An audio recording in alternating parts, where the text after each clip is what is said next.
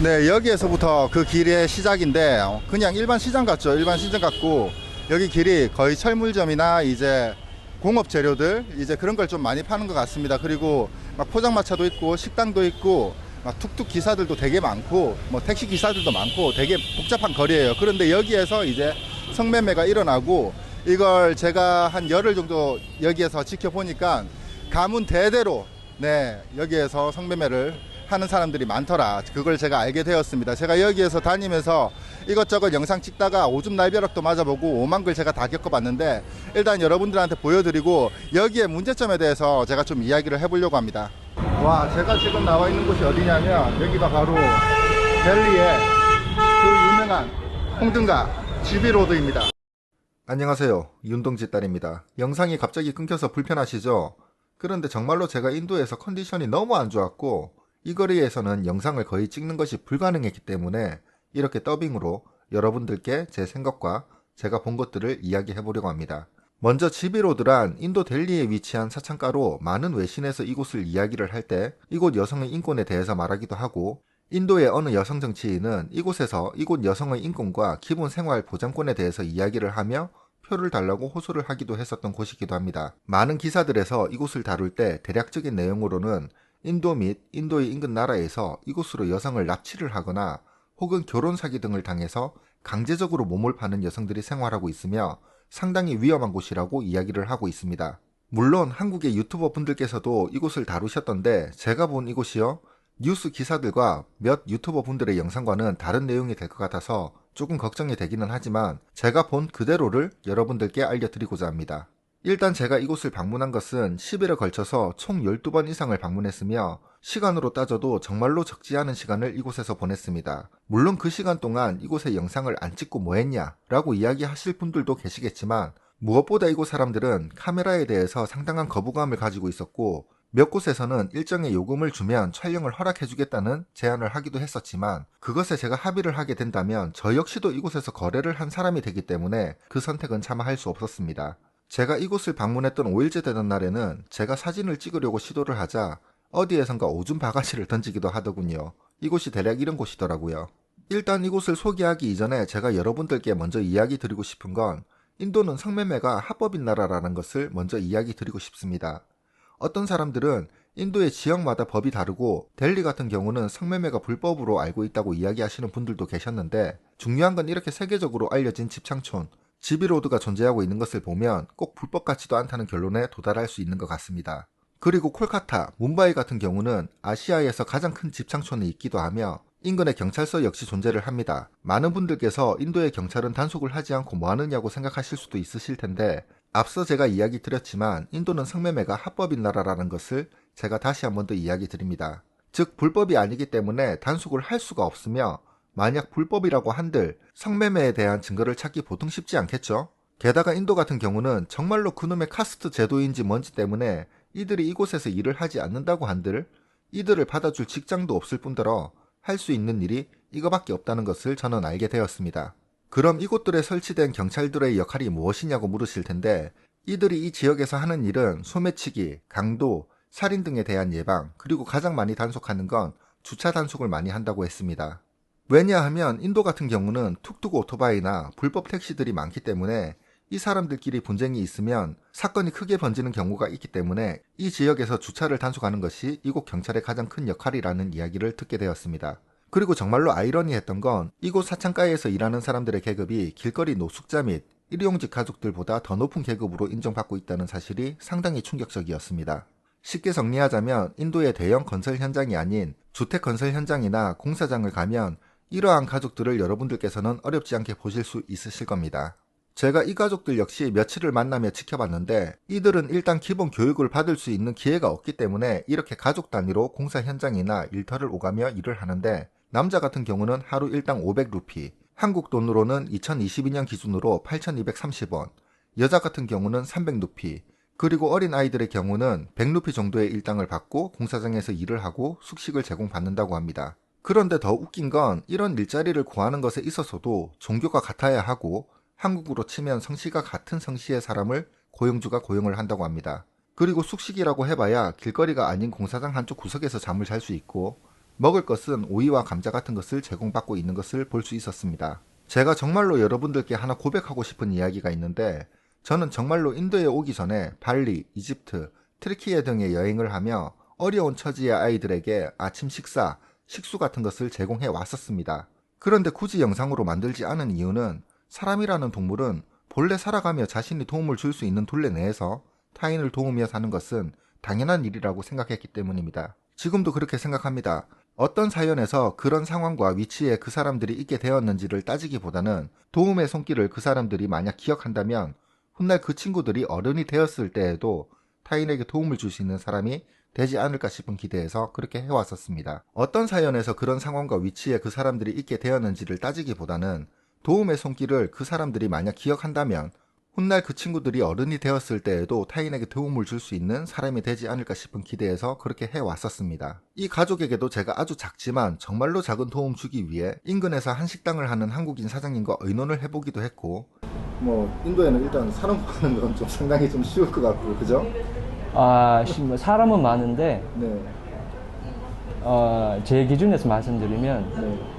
좀 쓸만한 사람은 좀 어려워요. 예, 이제 그런 것들 제가 말씀드리는 사람은 많아요. 근데 좀 뭔가 같이 마음을 맞춰서 일을 할 수 있는 그런 사람들은 제가 생각하기에는 구하기가 쉽지 않지 않을까라는 생각입니다. 현지인들에게 이들에게 신뢰되지 않는 음식, 신뢰되지 않는 음료 등을 물어서 약간 제공을 했었습니다. 제가 이 이야기를 왜 하느냐면 인도 여행을 하시는 적지 않은 분들께서 길거리에서 구걸을 하는 어린 아이들에게 도움을 주는 분들을 적지 않게 봤습니다. 그런데 정말로 제가 그런 아이들도 안타깝긴 하지만 그 아이들에게 도움을 주기보다는 이런 곳에서 일을 하는 사람들에게 도움을 주는 것에 대해서 제가 호소하고 싶은 이유는 바로 제가 지비로드에서 며칠을 지켜본 어느 한 가족의 하루 일과에서 상당한 충격을 받았었기 때문입니다. 먼저 지비로드에서 일하는 여성의 몸값은 500루피라고 합니다. 다시 한번 이야기 드리지만 500루피면 다른 나라 기준으로는 상당히 작은 액수입니다. 하지만 제가 앞에 이야기 드린 공사장에서 하루 종일 일한 남자 성인의 일당이 500루피입니다. 지비로드에서 일하는 여성의 경우 하루 10명의 손님을 받는다고 합니다. 그런데 그 손님도 어떤 손님이냐고 물어보니 70% 이상이 지비로드에서 생활을 하는 남자들이라고 했습니다. 즉 지비로드에서 툭툭기사를 하는 사람들, 지비로드에서 택시기사를 하는 사람들, 지비로드에서 철물점 같은 공사 물품을 파는 사람들, 지비로드 인근에서 포장마차를 하는 사람들, 이들이 주요 고객이며 더욱더 충격적인 사실은 지비로드의 한 집창총 여성들은 모두 가족이었고 친척이었다는 사실이었습니다.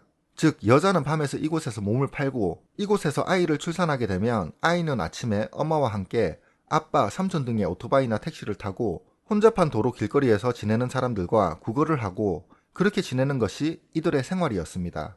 정말로 더욱더 충격적이었던 건 어느 한 여자는 임신 중에도 몸을 팔고 있는 것을 봤는데 자신이 믿는 신에게 특이한 장애를 가진 아이를 출산하게 해달라고 빈다고 합니다. 상식적으로 이해가 전혀 되지 않으시겠지만 이곳에서는 아이가 장애를 가지고 태어나면 국어를 다른 아이들보다 더 잘한다는 이유로 그걸 바라는 사람도 있다고 하니 가히 충격적이지 않을 수 없었습니다.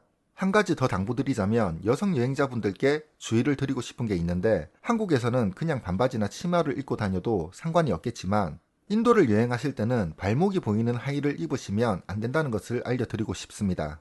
그 이유는 인도에서는 지비로드이든 카마티푸라이든 상관없이 인도의 거의 전 지역에서 발목을 드러내고 다니는 여자는 몸을 파는 여자라고 인식을 할 수 있다고 하니 주의하시길 바랍니다. 그것도 단돈 3달러 정도의 금액에 말이죠. 그리고 이들을 이렇게 교육하고 일을 시키는 사람은 놀랍게도 각쪽 방들에서 가장 나이가 많은 할머니라는 사실에 다시 한 번 더 충격을 받을 수밖에 없었습니다. 제가 왜 인도의 길거리 어린 아이들에게 도움을 주면 안 된다고 주장하는지에 관해서 여러분들께서 이해를 해주셨으면 좋겠습니다. 인도 현지에서 사업을 하고 있는 어떤 분과의 대화에서 제가 또 들을 수 있었던 이야기 중에는 이들을 비롯하여 인도 정부에서는 다른 지역에 집을 제공하기도 했었고 이들에게 교육을 받을 수 있는 기회를 주려는 시도가 있었지만 무엇보다 이들이 믿는 종교와 이들이 지금껏 살아온 방식을 바꾸는 것에 두 손 두 발을 들었을 것 같다는 이야기 역시 들을 수 있었습니다. 그렇다면 인도 기준으로 이렇게나 꽤 적지 않은 돈을 이들은 어디에 소비를 하는가? 그것도 제가 물어보니 아이들의 교육에 사용하거나 집안을 풍요롭게 하기보다는 이들이 믿는 종교에 모두 다 헌신한다는 말, 혹은 불법 주류를 구입하거나 혹은 마약을 구입하는 데 지출을 한다고 했습니다. 여러분들께서 지비로드 혹은 뭄바이의 사창가 카마티푸라 인근을 가보신 분들은 문득 기억이 나실지도 모르실 겁니다. 유독 이런 지역 인근에 번개술 장터나 각 종교 사당들이 많다는 것을 말입니다. 제가 이곳을 방문한 지 3일째 되던 날이었습니다. 이곳 파출소에서 근무하는 경찰분과 짧게 대화를 나눌 수 있었는데 처음에는 저는 그 경찰분이 하는 말을 듣고 저는 그 경찰분을 속으로 비난했었습니다. 왜냐하면 그 경찰이 말하기를 이 거리의 사람들은 사람이 아니라 그냥 동물 중에서도 아주 질이 나쁘고 더러운 짐승들의 집단이라고 이야기했었기 때문입니다. 이때까지만 해도 저는 이 사람들에 대한 측은지심이 있었고 기회라는 것이 없었기 때문에 이렇게 지낼 수밖에 없는 환경이 아니었나라는 생각을 했었는데 제가 이곳을 방문한 지 5일 정도가 되던 날에 제 생각 역시도 바뀌는 것을 느낄 수 있었습니다. 인도는 3,600명 이상의 신들이 있습니다. 이 중에서는 남성의 성기가 커서 신들의 으뜸이 된 신 역시도 존재합니다. 정말로 웃긴 일이죠. 그리고 3,600명 이상의 신들이 추구하는 교리들 중에서는 정말로 말도 되지 않는 것을 기록으로 남긴 신들 역시도 있었습니다. 토막살인을 저지르고 영웅이 된 신, 근친상간을 즐기는 신, 강간을 행하는 신, 몸을 파는 신들 등등. 제 눈에 비춰진 델리의 지비로드와 뭄바이의 카마티푸라의 모습은 인간으로서의 정체성을 잃을 정도로 혼란스러움들이었습니다. 그리고 제가 일주일 정도 이곳을 방문할 당시에 이번에는 늦은 밤에 가보자라는 생각으로 늦은 밤에 걸어서 이곳으로 향해 봤습니다. 그런데 이날 뉴델리역 파출소에서 이곳으로 향하는 저를 어떤 경찰이 잡아 세우더군요. 너 이쪽 길로 가면 어딘지 알아? 그래서 저는 지비로드라는 것을 알고 있고 그곳을 구경하기 위해 가는 중이라고 말했습니다. 그랬더니 경찰이 하는 말이 지비로드는 상당히 위험한 곳이고 너 혼자 이동하는 것은 위험하니까 사람을 한 명 붙여주겠다고 말했습니다. 사실 처음에는 그냥 지나칠 생각이었는데 무슨 말을 더 하는지 지켜보자는 생각에 지비로드는 그냥 성매매를 하는 시장 정도로 생각하고 있을 뿐인데 무엇이 위험한지에 관해서 물어봤습니다. 그랬더니 경찰은 소매치기를 당할 수 있고 성소수자에게 강간을 당할 수 있다고 이야기했습니다. 그냥 지나치려다가 다시 한 번 더 물어봤습니다. 그럼 당신이 안전하다고 이야기하는 사람은 어떤 사람인가? 그랬더니 그는 낮에 근무하는 경찰이고 이곳의 지리에 관해서 잘 안다고 이야기하더군요. 그리고는 저를 파출소에 앉아서 기다리라고 하더니 얼마 지나지 않아 경찰이 말한 그 사람이 오토바이를 타고 왔습니다. 저한테 오토바이 뒷자리에 타라고 하더군요. 그래서 탔더니 지비로드를 한 바퀴 돌더니 다시 뉴델리 기차역 경찰서로 돌아와서는 안전하게 지비로드를 관광시켜줬으니 그 답례로 한국 돈으로 5만원짜리 한 장을 달라고 이야기했습니다. 저는 손사래를 치며 너 지금 장난하냐고 나는 이런 서비스를 해달라고 한 적이 없고 너는 처음부터 요금은 없다고 이야기를 했었다고 말했습니다. 또한 나에게는 한국 돈도 없다고 이야기를 하니 그럼 오일비가 들었으니 1,500루피만 달라고 했습니다. 참고로 1,500루피면 인도에서 우버 택시로 20km를 가고도 남는 돈이었습니다.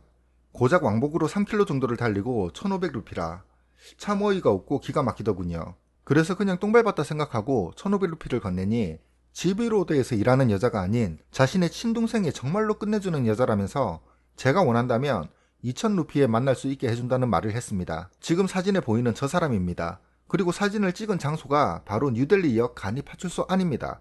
저는 정말로 화가 나기도 했지만 웃으며 같이 사진 한 장 찍자고 너 정말 멋진 쿨맨이라고 이야기를 하면서 파출소 안에서 같이 이렇게 사진을 한 장 찍었습니다. 그리고 저는 오늘 컨디션이 좋지 않으니 다음에 연락하자고 하고 파출소를 나왔습니다.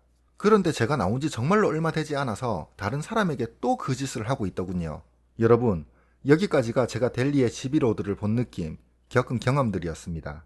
여러분들은 어떤 생각이 드시나요? Hello, Santi. Hello, Chukne.